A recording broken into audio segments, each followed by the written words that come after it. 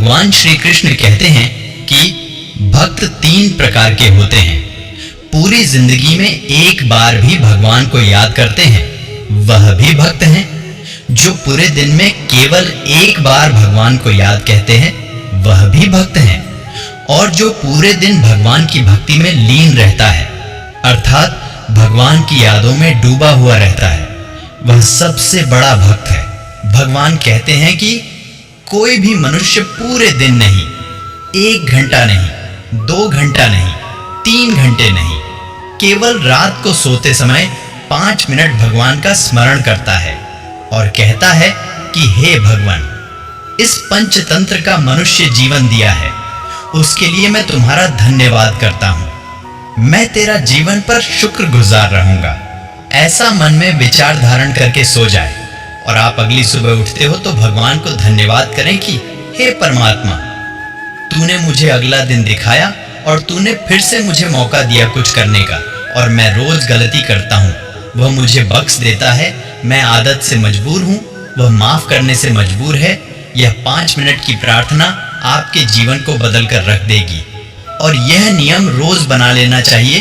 तब देखना आपके दुखों का निवारण कैसे होता है।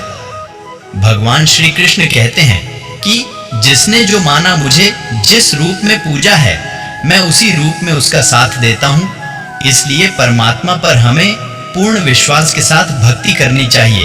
एक न एक दिन परमात्मा आपकी जरूर सुनेगा, क्योंकि जब व्यक्ति को मार्ग दिखाई नहीं देता है, व्यक्ति जीवन के दुखों से त्राहिमाम त्राहिमाम करने लग जाता है, तब परमात्मा अपना चमत्कार अवश्य दिखाते हैं।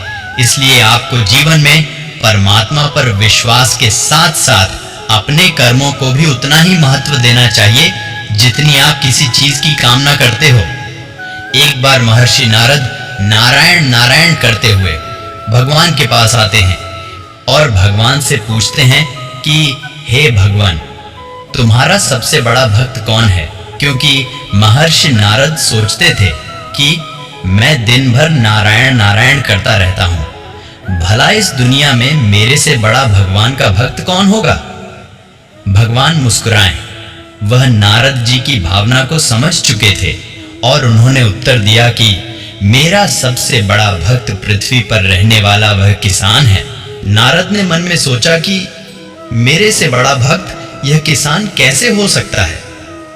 तभी नारद भगवान से कहता है कि हे भगवान, मैं आपके सबसे बड़े भक्त के दर्शन करना चाहता हूं। तब भगवान और नारद दोनों पृथ्वी लोक पर आए और उस किसान की दिनचर्या देखी। वह सुबह अपने खेत पर आता है और खेत में काम करने लग जाता है। कुछ समय बाद किसान की पत्नी खाना लेकर आती है। वह खाना खाने के बाद वापस खेत में काम करने लग जाता है और शाम होने के बाद वह घर की ओर लौट जाता है। उसकी डेली की यही दिनचर्या थी। ऐसे देखते देखते भगवान और नारद को 3 दिन हो चुके थे। तब नारद मन में खुश हुआ कि इस किसान ने भगवान का एक भी बार नाम नहीं लिया है।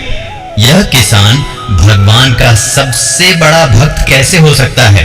तभी नारद बड़ी उत्सुकता से भगवान से पूछता है कि हे भगवान, इस किसान ने आपका 3 दिन में एक भी बार नाम नहीं लिया है, तो फिर यह आपका सबसे बड़ा भक्त कैसे हो सकता है?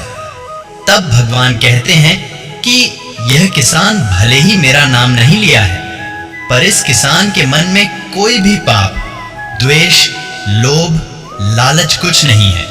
यह पूरी ईमानदारी से अपना जीवन व्यतीत कर रहा है और अपने माता पिता की सेवा भी कर रहा है। यह अपने पूरे मन से कर्म करते जा रहा है और मेरी बनाई हुई सृष्टि का निर्माण कर रहा है। इसलिए यह मेरा सबसे बड़ा भक्त है। भगवान कहते हैं कि बड़ी बड़ी गुफाओं में जाकर भगवा रंग के वस्त्र पहनकर दिखावा करके मेरी भक्ति नहीं होती है।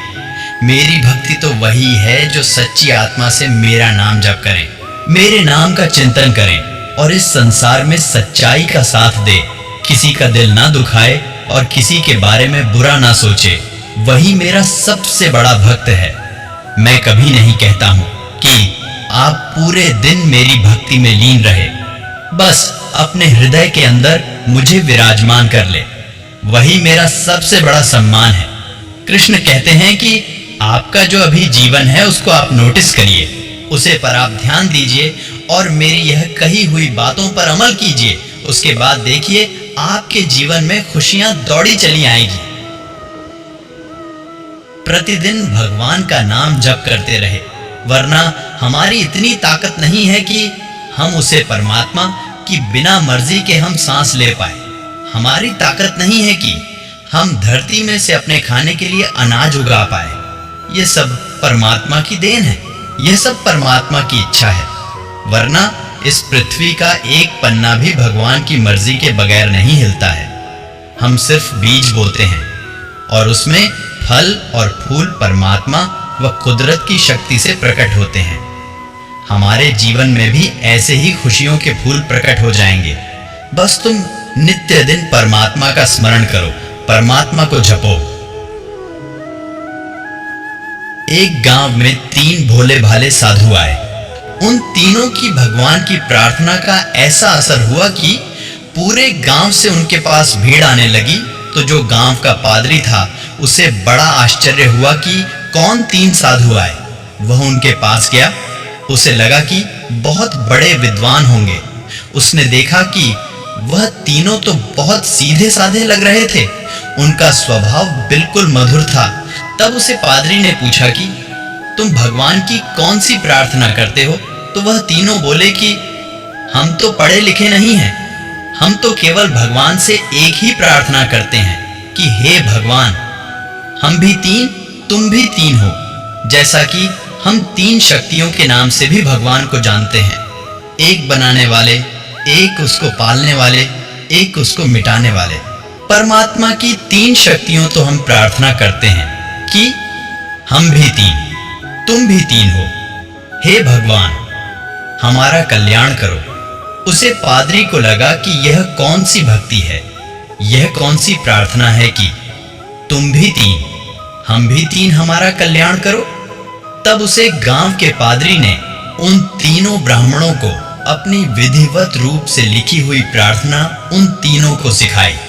एक बार सिखाई तो उन तीनों को समझ नहीं आई, दूसरी बार सिखाई समझ नहीं आई, तीसरी बार सिखाई तो उनको कुछ कुछ समझ आई। ऐसे काफी देर तक सीखने के बाद लगा कि अब यह प्रार्थना सीख गए हैं। अब पादरी को नदी के पार जाना था। जैसे ही वह नौका में बैठकर थोड़ा आगे गया, तब पादरी ने पीछे मुड़कर देखा तो वह तीनों पानी के ऊपर चलते हुए आ रहे हैं। तीनों ने आकर बोला, धन्यवाद, आपका अपने प्रार्थना सिखाई, पर अब की प्रार्थना हम भूल चुके हैं, फिर से सिखाओ। फिर पादरी ने देखा कि यह तीनों पानी पर चल रहे हैं, कैसा प्रभाव है इनकी प्रार्थना का। तब उसे पादरी को एहसास हुआ कि मेरे शब्दों में लिखी प्रार्थना से भी उनकी सीधी सादी प्रार्थना में ज्यादा प्रभाव है। आप कितनी देर तक प्रार्थना करते हैं, इससे ज्यादा इस बात का महत्व है कि हम कैसे करते हैं। बहुत ज्यादा चतुराई नहीं चाहिए कि हमको ज्यादा पढ़ना लिखना पड़ेगा। भक्ति में तो सरल हृदय चाहिए। ईमानदारी से अपने जीवन के कुछ पल हम प्रभु भक्ति में लगा दें और विश्वास रखना कि आप अपनी जिंदगी में कहीं बेहतर पाएंगे। और जब आपको लगेगा कि हाँ, मेरे साथ हर बात में भगवान है, अपने जीवन में एक अलग ही दिव्य ऊर्जा का दर्शन हो पाएगा। अंत में मैं तो यही कहूंगा, कर भला तो हो भला, अंत में भले का भला। मित्रों, आज के वीडियो में बस इतना ही। मिलते हैं अगली वीडियो में। तब तक हमारे चैनल को सब्सक्राइब करें। राधे राधे।